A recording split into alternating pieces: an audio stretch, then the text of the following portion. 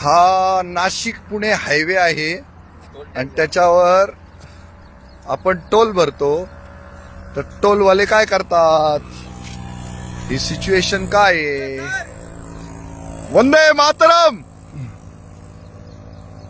तर आता याच्यावर ऍक्सिडेंट होण्याची कशी शक्यता आहे बघा तुम्ही आता. हा सर टर्न पण हे बघा, टर्न पण आहे आहे आणि ह्या टर्नवर बाजू सारखा हे बघा ही सिच्युएशन आहे. हे बघा, हे बघा,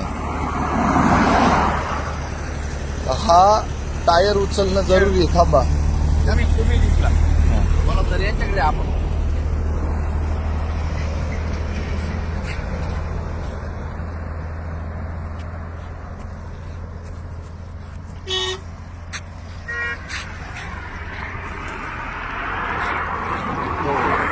तर या पद्धतीचं काय केलं आम्ही, फक्त ते टायर काढलं आणि रस्त्याच्या बाजूला टाकलं.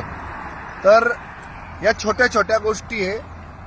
हा सोशल रिस्पॉन्सिबिलिटीचा भाग जरी असला तरी हा पेड रोड आहे, पेड गडकरींचा रोड आहे हा. गडकरी टोलकरी यांचा रोड येतो.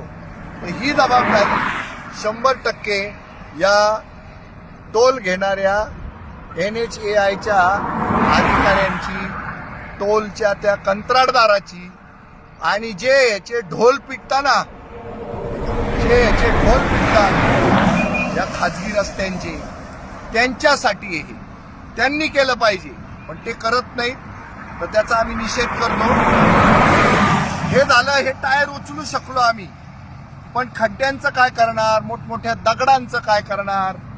दगड असतात, मोठाले दगड, खड्डे असतात आणि टोल मात्र पूर्ण घेतला जातो. आता पावसाळ्याचे दिवस आहे, तर पावसाळ्याच्या दिवसामध्ये जो मेंटेनन्स रेग्युलर वेळेच्या आत जर केला तर ऍक्सिडेंट होणार नाही.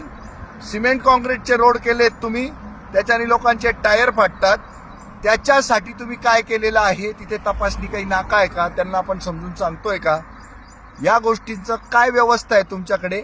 अग्निशामक दलाच्या 2-2, 3-3 गाड्या पाहिजे, पण त्या तुम्ही ठेवत नाही. फक्त प्रॉफिट वाढला पाहिजे म्हणून तुमचं काम चालतं. दवाखान्यासाठीच्या गाड्या पाहिजे, अँब्युलन्सेस पाहिजे, डॉक्टर पाहिजे. हे सगळं देताय का तुम्ही? तर ते तुम्ही देत नाही आहात. तर टोलकरी गडकरी तुम्ही नुसते या परिस्थितीमध्ये, आणि टॉयलेट बाथरूमची सोय ती सुद्धा तुम्ही देत नाही. स्टार टॉयलेट द्यायला पाहिजे, इतका जबरदस्त तुम्ही टोल घेता. हे तर रस्त्यातले अडथळे तर दूर केलेच पाहिजे, पण हे बाकीच्या गोष्टी तुम्ही देत नाहीये, ते याचा आम्ही धिक्कार करतो. 3-4 वर्ष काम चालू, 3-4 आणि नाशिक पुणे रस्त्याचं काम 3-4 वर्षापासून सुरू आहे, पण ते काही थांबायचं नाव घेत नाही. मग तुमच्या या टोलची आम्हाला उपयुक्तता काय? सगळं शून्य.